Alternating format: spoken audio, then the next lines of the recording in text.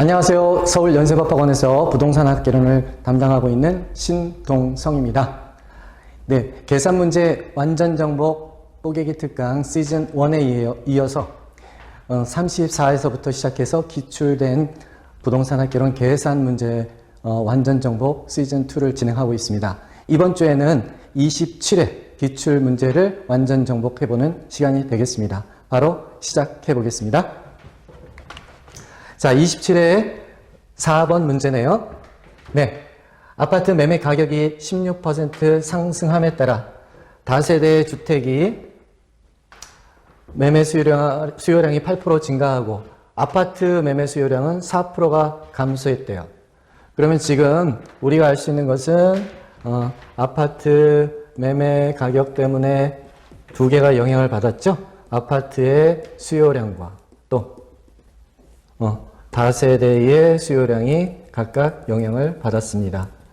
자, 아파트 매매 수요의 가격 탄력성은 자기 자신의 가격 변화에 의해서 자기 그 해당 재화의 수요량이 얼만큼 변했느냐 하는 가격 탄력성. 아파트 매매 수요의 가격 탄력성 A. 그 다음 다세대 주택 매매 수요의 교차 탄력성. 아파트 매매 가격 변화량 분의 다세대 수요량 변화율. 그 비율, 교차 탄력성을 각각 구해보자는 겁니다. 그러면 가격 탄력성 정의, 교차 탄력성 정의를 확실하게 알고 있어야 되겠죠? 자, 그러면 아파트 수요의 가격 탄력성 정의는 어떻게 되나요? 네, 분모는 아파트 가격 변화율, 분자는 아파트 수요량 변화율, 분모에는 항상 원인, 분자에는 결과가 온다고 했습니다. 아파트 가격 변화에 따른 아파트 수요량 변화율인데 아파트 가격 변화율과 수요량 변화율 사이는 항상 가격 법칙에 의해서 마이너스 음의 관계를 갖게 되죠. 반비례 관계. 따라서 그 비율을 계산하면 항상 마이너스 값, 0보다 작은 값이 나오기 때문에 가격 탄력성에는 항상 절대값을 붙여주게 됩니다. 아파트 다세대 수요의 교차 탄력성은 원인이 어떻게 되나요? 아파트 가격 변화율, 그 다음에 분자에는 다세대 수요량 변화율이다. 아파트 가격 변화에 따른 다세대 수요량 변화율이 어떻게 달라지는지를 보는 게 교차 탄력성이 되겠습니다. 그러면 각각 계산을 해볼까요? 예. 자, 아파트의 가격 탄력성은 어떻게 되나요? 절대값, 가격 탄력성, P% 분의 QD% 되길 텐데요. 가격 변화율은 플러스 16% 상승을 했고요. 그 다음에, 아파트 매매 수요량이 4% 감소했으니까 마이너스 4%. 계산하면 절대값이 붙어 있으니까 어떻게 되나요? 0.25, 4분의 1이니까 0.25가 되겠네요. 가격 탄력성은 0.25. 그 다음에 교차 탄력성 계산해 봐야 되겠죠? 교차 탄력성은 아파트 가격 변화율 퍼센트 분의 다세대 수요량 변화율 퍼센트죠. 이때는 절대값이 없습니다. 교차 탄력성은 그러니까 이 절대값 비율을 빼버리면 어떻게 되나요? 네, 플러스 16% 분의 수요량, 다세대 수요량은 8% 증가했으니까 플러스 8%. 그렇다면 2분의 1이니까 0.5.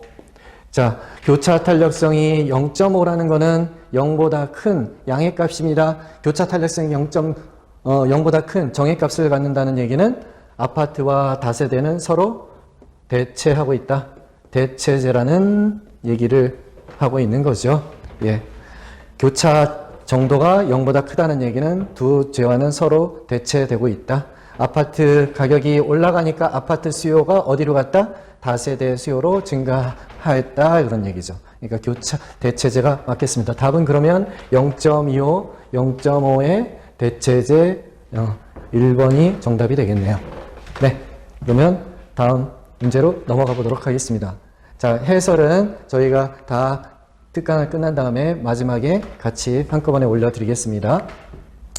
자, 6번 문제네요. ABC 부동산 시장이 다음과 같을 때 거미집 이론에 따라서 각 시장의 모형 형태는 어떻게 되느냐 하는 거죠. 거미집 이론에서 우리는 수렴형, 발산형, 순환형 세 가지 모형 형태가 있는데 그때 각각의 요건은 어떻게 되나요? 네, 수렴형이 되려면 수요 곡선의 탄력성과 그 다음에 공급 곡선의 탄력성을 비교해서 수요 곡선의 탄력성이 더 크다면 수렴형이었죠. 이것을 우리는 탄력성과 기울기로 생각하면 탄력성과 기울기는 서로 반대 관계가 있기 때문에 이것은 고친다면 수기의 절대값과 공기의 절대값, 공급곡선의 기울기 절대값, 수고요 곡선의 기울기 절대값을 비교한다면 공기가 더 크다는 얘기죠. 따라서 우리는 암기를 하는 게 키워드 암기를 어떻게 했습니까? 수탄수.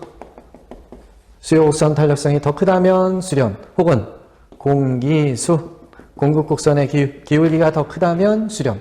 예, 두 개는 서로 같은 뜻이다. 그때 수렴형 조건이었습니다. 자, 그러면 바로 풀어볼 수 있겠죠? A시장 기울기 절대값 더 크네요. 수기가 더 크니까. 수기가 더 크다면 공기가 더 커야 수렴형인데 수기가 더 크니까 수렴형의 반대인 뭐가 되겠습니까? 발산형이 되겠죠. 네, 발산형이 되겠습니다. 자, B시장은 어떤가요? 수요곡선 기울기와 그 절대값과 공급곡선의 기울기의 절대값은 서로 일치하니까 수기, 공기가 일치한다면 그때는 당연히 네, 순환형이 되겠죠. 네, 발산, 수렴, 순환 세 가지 모델 중에서 기울기가 서로 동일하다 혹은 탄력성이 동일하다면 순환형이 되겠습니다. 네, 마지막으로 C시장을 살펴보면 예, C시장에서는 공급곡선의 기울기가 더 크네요. 공급곡선의 기울기가 더 크다면 당연히 수렴형. 네, 따라서 네, A시장은 발산, B시장은 순환형, C시장은 수렴형 되겠네요. 네, 쉽게 찾을 수가 있겠습니다. 발산, 순환, 수렴. 5번 정답이네요. 예, 꼭 기억해 두셔야 됩니다. 수탄수 혹은 공기수. 네, 탄력성을 비교할 때는 수요곡선 탄력성이 더 크다면 수렴형, 기울기로 비교했을 때는 공기수, 공급곡선의 기울기가 더 크다면 수렴형. 물론 조건이 바뀐다면 발산으로 바뀌겠죠. 네, 그럼 다음 문제 또 넘어가 보도록 하겠습니다. 자, 이번에는 LQ네요. 네, 입지계수 LQ에 대한 문제입니다. 우리가 LQ는 정의가 어떻게 되나요? 네, 우리가 키포인트 생각해 보면 LQ라는 것은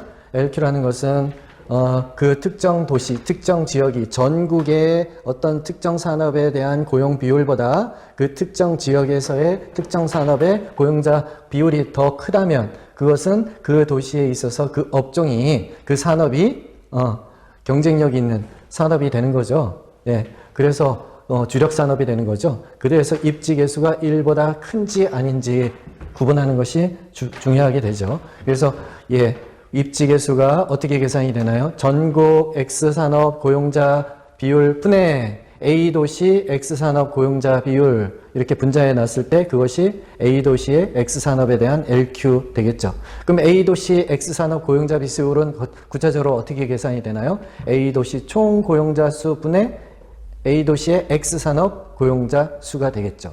예를 들어 여기 A 테이블을 보면 이런 거죠. 네, 분자에는 예, A도시의 총 고용자 수는 1000명이고 X산업에 근무하고 있는 사람은 400명이니까 네, 그 분자는 1000분의 400이 될 겁니다.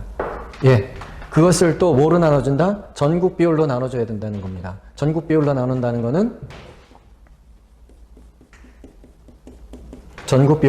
거는 전국의 고용자 수 비율 분의 X산업에 근무하고 있는 전국 예, 비율이죠. 6250분의 3350 이렇게 계산이 될 것입니다. 자, 이렇게 해서 B도시도 계산해보고 C도시도 계산해보고 D도시도 계산을 해보는 거죠. 순차적으로. 자, 그러면 이쪽에서 계산을 해보도록 하겠습니다. LQ XA는 어떻게 되나요? 다시 한번 써봅니다. 어떻게? 분모는 6250명 중에서 X산업 근무하고 있는 A 도시에서는 3350명이 X산업 근무 종사자는 3350명입니다. 그러면 A 도시를 따져보면 어떻게? 예, 1000명 중에서 A 도시에서 X산업에 근무하고 있는 사람은 400명입니다. 네, 요거를 계산을 어떻게 하면 좋을까요? 예, 빨리 계산하려면 바깥 것끼리 곱하고 분자, 예, 분모는 또 이렇게 안에 것끼리 곱한다. 그래서 400 곱하기 6250 한 다음에 나눠줍니다. 어떻게? 1000 나누기 3350 이렇게 나눠주면 되는 거죠. 자, 4000 곱하기 6250 나누기 1000 나누기 3350 하면 예, 400 6250 나누기 네, 1000 나누기 3350 하면 0.746 이렇게 나오죠. 이런 1보다 작다. 네, 1보다 작다. 그 다음에 요번에 LQ, X. 네, B 도시는 또 어떻게 계산할 수 있나요? 또 마찬가지입니다. 예, 분모는 똑같겠죠. 전국 비율은 X 산업이니까 6250분의 3350. 근데 분자는 어떻게 달라지죠? 네, 2000분의 1200명. 2000명 중에서 1200명이 B 도시에서는 X 산업에 근무를 하고 있네요. 그러면 이것도 마찬가지죠. 어떻게? 1200 곱하기 6250 분자로 나가고 분자 나누기 2000 나누기 3000 350 이렇게 계산하면 한 번에 계산할 수 있겠죠. 1200 곱하기 6250 나누기 2000 나누기 3000은 1.25니까 이 경우에는 1보다 크다 나오겠네요. 그 다음 LQ X산업인데 이번엔 C 도시네요. C 도시에서는 이쪽 테이블을 보니 네 1150명이 총 근로자 수인데 그 중에서 X산업 근무하는 사람은 650이네요. 1150분의 650 1150분의 650 그것을 또 뭐로 나눠준다? 분모는 다 동일합니다. 전국의 X산업 근무자니까 6250분의 3350 이건 어떻게 계산한다? 예, 650 곱하기 6250 나누기 1150 나누기 3350 해주면 되는 겁니다. 네, 650 곱하기 6250 나누기 1150 나누기 3350 하면 1.0545 하니까 이 경우도 1보다 크게 나오네요. LQ 이번에 X산업인데 이거는 또 D도시 네, 분모는 똑같죠? 3350을 6250으로 나눠주고요. 예, 분자에 대해서만 따져보면 되는데 분자 여기 테이블을 봤더니 표에 1100명 X산업에 근무하고 있네요. D도시는. 근데 D도시의 그 전체 근로자 수는 2100명이니까 1100 나누기 2100 1100 나누기 2100 해주면 되겠죠. 자, 이것도 어떻게 한다고요? 1100 바깥쪽 길이 곱한다. 6250 나누기 2100 나누기 3350을 하면 됩니다. 1100 곱하기 6250 나누기 2100 나누기 3350 하면 0.977이니까 1보다 작다. 자, 그러면 1보다 큰 도시는 B도시와 네, C도시 두 개가 되겠습니다. 그렇죠? 그렇다면 답은 네, 3번 정답이 나올 수 있겠네요. 자, 여기 키포인트 LQ 정의를 꼭 기억을 하셔야 되고요. 전국 어떤 특정 산업, X산업의 고용자 비율 분의 A도시 내에서 따져보면 X산업 고용자 비율을 구하는 것입니다. 그래서 예, 각각 분수로 이렇게 표현되는데 네, 이거 계산하는 방법은 여러 가지 수가 있겠죠. 여기 이제 분모가 다 동일하니까 분모 값을 먼저 계산할 수도 있겠어요. 3350 나누기 6250 하면 분모는 0.536. 그럼 요거 하면은 0.4니까 0.4 나누기 0.536 하면 0.746 이런 식으로 계산을 하셔도 됩니다. 536, 0.536, 0.536 해놓고 분모만 따로 계산하고 한 번씩 더 나눠줘서 해도 값은 동일하게 나오죠. 이게 가장 본인에게 빠른 방법으로 계산을 해서 답을 찾으시면 되겠습니다. 여기 그 LQ씩 만드는 게 가장 중요하고 LQ가 1보다 크냐 입지계수가 1보다 크냐 작으냐에 따라서 네, 이제 구분하면 되겠습니다. 자, 다음 문제로 또 넘어가 보도록 하겠습니다. 기반산업은 LQ가 1보다 클 때인 거죠. 자, 이번에는 13번 문제인데요. 네, 레일리의 소매인력 법칙이죠. 네, 소매인력 법칙 나왔으니까 네, 키포인트는 당연히 레일리에 있어서 소매인력 법칙을 적용했을 때 각 도시가 끌어다니는 유인력은 어떻게 계산이 되나요? 레일리는 항상 네, 마찰 계수가 2로 고정이 되어 있으니까 각 도시의 인구수 혹은 크기에 비례하고 그 거리의 제곱에 반비례한다. 예, 마찰 계수가 2로 고정이 되어 있으니까 거리 제곱에 반비례한다. 그것이 키포인트가 되죠. A도시의 유인력이라면 A도시의 인구 혹은 크기 나누기 거리의 제곱. 네, 지금 C도시에서의 거리가 10km니까 10으로 몇 번 나눠주면 되는 건가요? 2번 나눠주라 이런 얘기죠. 제곱에 반비례한다는 얘기는. 네, 그리고 마켓시어, 시장 지배력은 어떻게 계산할 수 있나요? 각 A 도시의 유인력, B 도시의 유인력을 각각 계산한 다음에 그것을 합계내면 전체 유인력이 나올 거고 전체 유인력분의 A 도시 유인력을 나눠준다면 분의 A 도시 유인력을 계산한다면 그것이 A 도시의 시장 지배력, 마켓 시어가 나올 겁니다. 따라서 그대로 한번 계산을 해보도록 하겠습니다. 자, 그림을 먼저 그려보면 A 도시 40만, B 도시는 10만, 근데 C 도시가 있는데 C 도시에서 여기는 5만 명이네요. 거리가 10km. 여기 거리는 5km. 그렇다면 A의 유인력은 어떻게 되나요? A 도시 유인력은 40만을 뭐로 나눈다? 나누기 10으로 제곱으로 나눠주는데 그 제곱으로 나눈다는 것은 10으로 2번 나누는 거죠. 그러면 4,000 나오겠네요. 40만 나누기 100이 될 테니까요. B의 유인력은 어떻게 계산이 되나요? B의 유인력은 또 10만 명을 나눈다. 어떻게? 거리 제곱이니까 5로 2번 나눠주는 거죠. 10만 나누기 25가 되겠네요. 10만 나누기 25 하면 마찬가지로 4,000 나오겠네요. 4,000, 동일하게 4,000. 그러니까 A의 유인력 4,000, B의 유인력 마찬가지로 동일하게 4,000. 그렇다는 얘기는 1대1이네요. 1대1이면 이쪽이 지금 제로섬 게임에서 한쪽만 한쪽에서 쇼핑하게 되면 다른 쪽은 못 간다. 이게 전제가 돼야 되겠죠? 여기 A, B 도시 한쪽에서만 구매하는 것으로 가정됐다. 그렇다면 이쪽에 지금 C 도시의 5만 명이 어떻게 나눠준다는 거예요? 2만 5천 명, 50%, 2만 5천 명, 50%는 A 도시로 방문하게 되고, 또 나머지 2만 5천 명은 50%니까 그 50%에 상당하는 사람들은 다 B 도시에 가가지고 쇼핑을 하게 되는 거죠. 따라서 답은 반반 3번 되겠네요. 2만 5천 명, 2만 5천 명씩 A하고 B하고 서로 나눠지게 된다. 왜? A 유인력과 B의 유인력이 서로 동일하므로. 유인력은 어떻게 계산이 된다고요? 가장 중요한 거죠.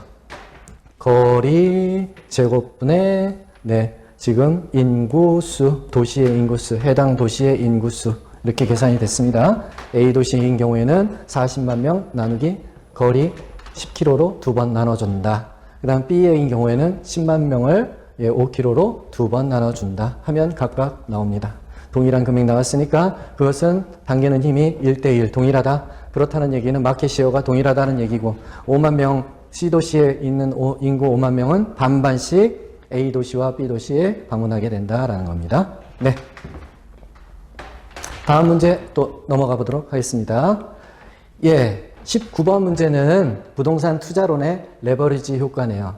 레버리지 효과 문제인데, 여러분이 나중에 확인해 보시면 아시겠지만, 이게 전부 정답 처리된 문제입니다. 왜냐하면 여기 지금 니은의 지문상에서 부채 비율이 아니라 이거를 어떻게 대부 비율로 고쳐서 냈어야 하죠. 출제자가 지금 부채 비율과 대부 비율이 헷갈려졌습니다. LTV.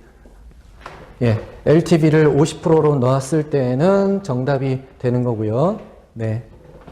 그래서 왜 니은 LTV로 LTV 부채 비율이 아니라 대부 비율이라고 고쳐가지고 했을 때 니은이 왜 맞는 지문인지 옳은 지문인지를 확인해 보도록 하겠습니다. 자, LTV가 50%라는 얘기는 무슨 얘기죠? 만약 총 투자액이 1억이라고 가정을 해보죠. 그러면 1억 중에서 대부 비율이 50%라는 얘기는 1억 곱하기 50%인 5천만 원이 얼마보다? 부채 차입인 거죠. 그 다음에 1억 중에서 나머지 50%는 5천만 원이 자기 자본이 되는 거죠. 그렇게 가정을 해보고 이 수익률이 맞는지를 한번 계산을 하는 겁니다. 그렇게 하면 순차적으로 어떻게 나오는지 확인해 보겠습니다.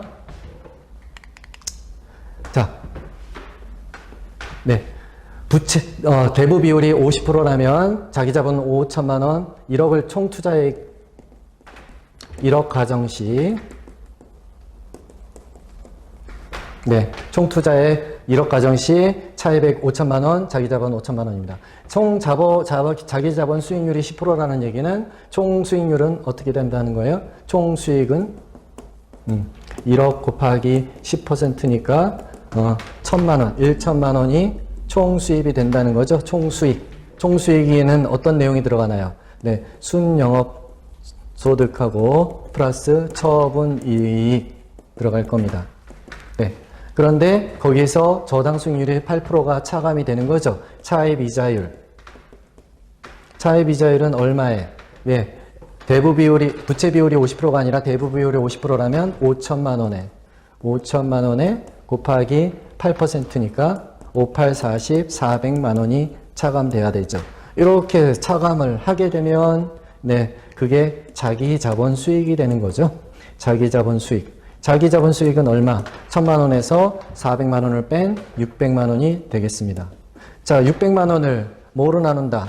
자기 자본 투자액. 자기 자본 투자액은 총 투자액 1억 가정하고 부채 대부 비율이 50%일 때 5천만 원이라고 그랬잖아요. 5천만 원으로 나눠주면 자기 자본 투자액 하면 이 비율은 네, 600만 원, 5천만 원을 나누니까 12% 이렇게 계산이 될 수가 있겠습니다. 그래서 이 니은 지문을 부채 비율이 아니라 대부 비율로 고쳤을 때는 옳은 지문이 되겠습니다. 예, 이런 식으로 확인할 수 있겠습니다. 자, 나머지는 이제 지문형이니까 확인해 보시고요. 자, 다음 문제로 넘어가 보도록 하겠습니다. 23번. 다음과 같이 부동산에 20억을 투자한 A의 연간 세후 자기자본 수익률을 계산하는 거네요. 세후 자기자본 수익률. 그러면 키포인트 어떤 건가요? 세후 자기자본 수익률, 자기자본 수익을 먼저 계산할 수 있어야 되겠죠? 세후 수익, 세후 자기자본 수익. 네, 어떻게 순영업소득에서 부채 서비스액을 빼고 영업소득세를 차감을 하게 되면 가공기, 유영순, 부세, 영세 하게 되면은 이제 그러면 세후 현금 흐름이 나오는 거죠? 세후 현금 수지. 네. 그 다음에 이때 영업소득세를 계산해야 되는데 영업소득세는 과세표준에다가 세율을 곱하게 되는데 과세표준을 먼저 구해야 되겠죠. 과세표준은 순영업소득에다가 이자를 차감하고 감가상각비를 또 차감을 해서 비용을 공제를 해주게 되면 과세표준이 나오고 과세표준에서 세율, 여기 세율이 있겠죠. 예, 영업소득세율은 20%니까 20%를 곱해주게 되면 세금액을 계산해서 넣을 수가 있겠습니다. 자, 순영업소득은 어떻게 계산할 수 있나요? 순영업소득은 네, 문제에서 주어졌네요. 예, 2억 주어졌고 부채 서비스액은 어떻게 계산하나요? 예, 여기 대출 조건이 있습니다. 부동산 가격의 60%가 대출 비율이라고 했으니까 부동산 가격은 20억입니다. 20억의 60%인 12억에 대해서 대출 금리가 5%라는 거죠. 그러면 그 값을 여기다 집어넣게 되면 세후 현금 수지가 나오고 세후 현금 수지 각각 계산이 되면 세후 자기자본 수익률, 세후 수익률이라는 건 어떻게 계산된다? 분모가 자기자본 투자액. 자기자본 투자액은 여기서 네 20억 중에서 60%인 12억을 제외한 8억이 자기자본이니까 이 분모는 8억이 될 테고요. 세후 현금 계산해서 이렇게 세후 자기자본 수익률을 계산할 수 있겠죠. 자, 그러면 한번 차근차근 해보도록 하겠습니다. 자, 일단 네. 우리가 지금 네, 자 부동산 가격은 20억입니다. 20억이 토지하고 건물하고 나눠져 있네요. 네, 그리고 대출 조건은 60%, LTV가 60%니까 12억을 차입을 했고요. 네, 순영업소득 2억, 건물의 내용연수는 20년이니까 그거를 정액법으로 상각하는데요. 그러면 20억이 20년 상각되는 게 아니라 상각되는 건 건물만이죠. 그게 중요합니다. 8억에 대해서 20년 매년 정액으로 상각이 되는 4천만 원씩 까여 나가는 게 감가상각비입니다. 감가상각비. 20억에 대해서가 아니라 건물에 대해서만 20년 적용해야 된다는 거 중요하고요. 자, 일단 뭐를 구해야 되나요? 우리는 다시 한번 써보면 세후 현금 흐름을 먼저 계산해야죠. 이거를 지분 투자액으로 나눈 것이 세후 현금, 세후 자기자본 수익률이니까 세후 현금 흐름은 어떻게 계산된다고요? 순영업소득에다가 빼기, 뭐를 한다? 부채 서비스액을 빼주고 또 영업소득세를 빼야 됩니다. 그러면 지금 순영업소득은 네, 2억 문제에서 주어졌습니다. 다음에 부채서비스액은 어떻게 계산되나요? 차입금 12억에 대해서 곱하기 얼마? 네, 5%. 그럼 6천만 원이네요. 자, 거기에다 영업소득세를 차감을 해야 됩니다. 영업소득세는 계산을 따로 해야 되니까 이쪽에서 설명을 드리면 영업소득세는 어떻게 계산하나요? 일단 과세표준을 먼저 액을 산정을 해야죠. 과세표준액은 어떻게 계산된다? 순영업소득에다가 대체충당금을 더하고 이자 상환액을 비용공제하고 거기다가 감가상각비를 또 비용공제하는 거죠. 네. 자, 그러면 대체충당금은 지금 없으니까 빼버리고 0. 이자 상환액은 얼마인가요? 예, 여기 구해놨죠? 예, 6천만 원이면 6천만 원. 그 다음에 감가상각비는 얼마인가요? 예, 여기 구해놨습니다. 4천만 원. 8억에 대해서 정액상각 20년 4천만 원 하니까 여기는 2억이고 따라서 과세표준액은 1억이네요. 네, 1억에 대해서 이제 영업소득세는 어떻게 계산이 되나요? 영업소득세는 과세표준에다가 표준액에다가 네, 1억 곱하기 20% 세율을 적용한다고 했습니다. 그러면 2천만 원 나오는 거네요.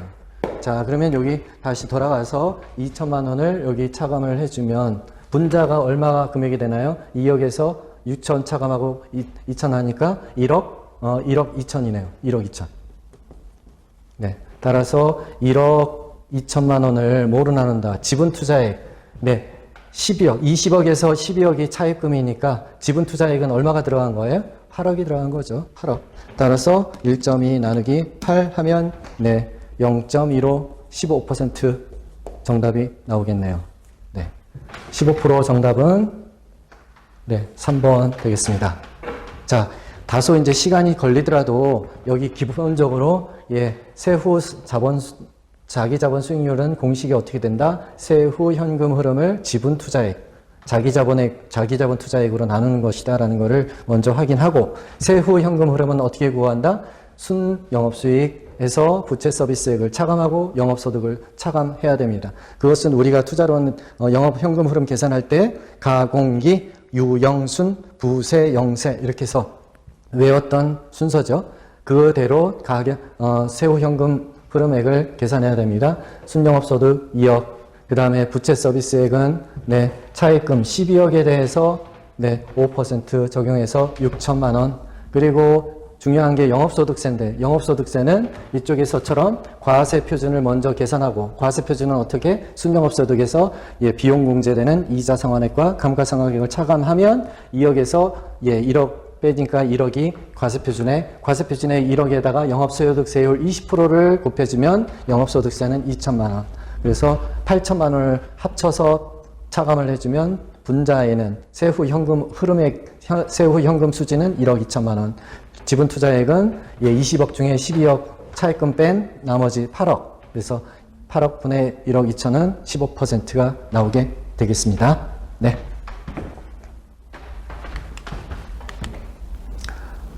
자, 예, 29번 문제는 금융론에서 네, 나오는 문제네요. 예, 2년 전 연초에 받은 주택담보대출의 대환, 리파이낸싱을 고려하고 있는 A가 대출 후 2년차 말에 대환을 통해 얻을 수 있는 이익의 현재 가치는 네, 기존 대출이 있는데 기존 대출 조건이 있는데 이렇게 2년 전부터 받았죠. 그래서 지금 얼마가 남았나요? 2년 전 받았고 지금 만기 10년짜리 2년 전이니까 이제 8년이 아직 남아있는 거죠. 잔여 만기. 이 상태에서 신규 대출 조건을 봤더니 어떻대요? 만기 8년짜리를 살펴봤더니 이자율이 4%에서 3%로 이렇게 낮춰준다는 거죠. 1%씩 세이브가 되겠네요. 그러면 금리 차이는 1억 원에 대해서 1%씩 매년 발생하는 거죠. 앞으로 잔여 만기 8년 동안 8년간 네, 계속 이렇게 계속 얼마? 1%씩 발생하는 겁니다. 1%씩이라는 거는 1억에 1%니까 100만 원입니다. 100만 원, 그것이 예, 8년 동안 계속되는 100만 원의 현금 흐름을 지금 현재 한꺼번에 수령한다. 그게 뭐예요? 네. 연금의 현재 가치를 계산하는 거죠. 연금의 현재 가치를 계산할 때는 어떻게 한다? 네. 연금액 100만 원 곱하기 네. 연금의 현재 가치 계수를 적용하면 되는데 이때는 만기가 8년이니까 8번이니까 8년짜리를 적용해야죠. 문제 맨 밑에 봤더니 8년간 연금의 현재 가치 계수가 3%로 주어졌을 때 대출금 3%니까 그때 연복리 7이다라고 주어졌네요. 따로 계산할 필요 없이 공식에 넣어가지고 계산하려면 시간이 걸리니까 그거를 문제에서는 7이라고 7이라고 계산을 해줬네요. 7. 네. 자, 그것을 이용해서 우리는 계산해 볼 수가 있겠습니다. 이자 절감액은 어떻게 계산한다? 네. 이자 절감액의 현재 가치. 이자 절감액의 8년간 이자 절감액의 현재 가치 계산을 해봐야죠. 그것은 어떻게 한다? 100만 원 곱하기 연금의 현재 가치 계수 7이니까 700만 원 금방 계산이 되는 거죠. 근데 700만 원만 받고 그것이 전부 수익은 아닙니다. 왜냐하면 여기를 기존 대출 조건을 봤더니 조기 상환을 하게 되면 얼마를 토해내야 된대요. 대출 잔액의 1%라고 그랬으니까 조기 상환 수수료. 조기 상환 수수료가 얼마가 발생합니까? 1억 곱하기 1%인 100만 원이 100만 원을 기존 대출자에다가 지불해야 되고 또 새로 대출을 일으킬 때 취급 수수료가 또 있대네요. 취급 수수료. 또 1억에 대해서 1%니까 100만 원이 또 지급돼야 되는 거죠. 따라서 이제 정답은 어떻게 되나요? 700만 원 세이브가 되지만 결과적으로는 100만 원이 또 나가고 또 100만 원이 수수료로 나가서 수수료 200만 원이 차감하니까 전체적으로 차환을 일으켰을 때 세이브되는 현재 가치는 500만 원이다. 그래서 답은 3번이 되겠습니다. 자, 이 문제에 있어서는 복합 문제인데요. 결국 연금의 현재 가치를 계산할 줄 아느냐 그 개념에 의해서 이렇게 700만 원을 빨리 계산할 줄 알아야 되겠죠. 여기 연금의 현재 가치 계수. 그리고 나서 취급 수수료 차감을 하게 되면 실제로 차환을 통해서 리파이낸스를 통해서 얻을 수 있는 실이익은 500만 원 되겠습니다. 자, 다음번 문제로 또 넘어가 볼까요? 이번에는 또 투자론 문제네요. 비율 분석 관련해서 영업 경비 비율을 계산하는 거네요. 가능 총소득에 대한 영업 경비 비율은 자, 그러면 가능 총소득 어떻게 계산되나요? 가능 총소득은 일단 전체 호가 60호가 각각 500만 원씩이니까 500만 원 곱하기 60호 하면은 어떻게 되나요? 3억 원이 총 가능한 총소득이다라는 걸 알 수 있겠고요. 여기에서 일단 공실이 있대요. 그럼 공실을 차감하면 공실이 얼마? 10%니까 3천만 원. 그 다음에 유효한 유효 총소득이 나오는 건데 유효 총소득에서 또 영업 경비를 차감하게 되면 그게 순영업수익이 나오는 거죠. 근데 순영업소득 나오는데 여기 문제에서 주어지기를 그 금액은 2억 1천만 원입니다 되어 있네요. 3억에서 공실 3천만 원을 뺐어요. 그러면 2억 7천만 원. 2억 7천만 원에서 영업경비를 뺐을 때 2억 1천만 원이 남는다. 그렇다면 영업경비는 당연히 얼마인가요? 2억 1천 빼기 2억 1천이라면 2억 7천 빼기 2억 1천이라면 6천만 원. 6천만 원이 6천만 원이 당연히 영업경비가 되겠죠. 영업경비 6천만 원.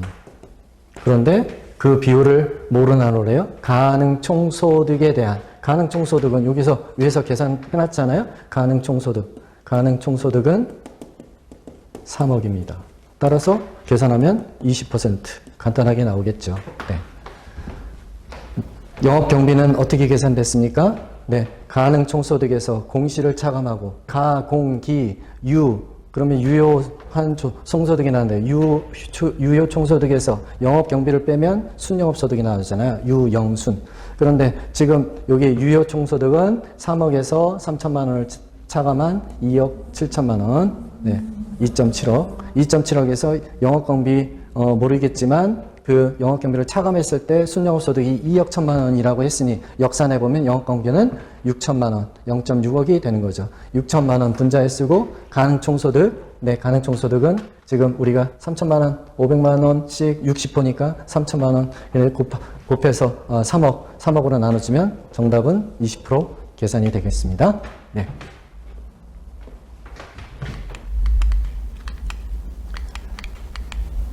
네, 이제 감정평가 문제로 넘어가네요. 다음 자료를 활용하여 시산가액 조정을 통해 구한 감정가액은, 일단 우리 3방식, 감정가액을 구하는 3방식이 있었죠. 원가 방식과 비교 방식과 수익 방식이 있었대요. 각각 감정가액을 계산해 본 거죠. 그랬더니 거래사례 비교법을 통한, 이건 거래사례 비교법을 통했다는 건, 이거는 거래사례를 통했다는 건 비교 방식에 의한 시산가액을 말하는 거고, 조성비용을 통해 구한 시산가액은 원가 방식에 의한 시산가액을 얘기하는 거죠. 그 다음에 임대료를 통해 구한 시산가액이라는 건 수익 방식에 의한 가액을 구한 것입니다. 그렇죠?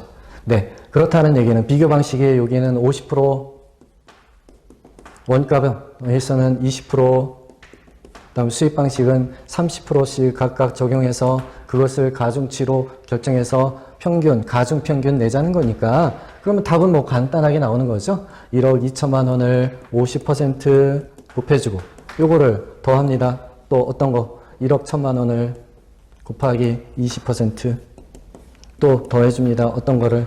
예, 1억 나온 금액에다가 30%를. 네. 그러면 얼마인가요? 1억 2천이니까 6천만 원. 그 다음, 이건 1억 2천에 20%니까 2,200만 원. 그 다음에 이거는 3천만 원. 네. 그러면은 1억 1,200만 원. 1.12억 되겠네요. 네. 6천 더하기, 2,200 더하기 3천이니까, 1억 1,200만 원. 답은 4번 계산이 될 수 있겠습니다. 네, 그러니까 지금 이렇게 각각 세 가지 방식, 우리 감정평가 3방식에 의해서 각각 시산가액을 구했어요. 이것을 단순 산술평균으로 최종 감정가액을 구하면 안 되겠죠? 어떻게? 여기 가중치가 정해져 있으면 가중치를 각각 곱해서 그것을 가중평균한 그 금액이 최종적인 감정가액이 되겠습니다. 그런데 이때 거래사례 비교법을 통해서 거래사례를 통해서 구한 시산가액은 비교 방식이니까 가중치 50%를 적용하는 거고요. 조성비용을 통한 구한 시산가액은 원가 방식이니까 20%를 적용해야 하고요. 그 다음에 임대료를 통한 시산가액은 수익 방식이니까 30%를 적용하는 거죠. 네, 각각 곱해서 더해주기만 하면 답은 계산이 되는 겁니다. 네. 네, 이렇게 해서 우리가 27회 기출문제를 완전 정복해봤습니다. 계산 문제는 항상 어떻게 해요? 선택, 그 다음에 집중, 또 반복하시게 되면 우리는 고득점이 보장되겠습니다. 또 다음 회차 완전 정복 시간에 뵙도록 하겠습니다.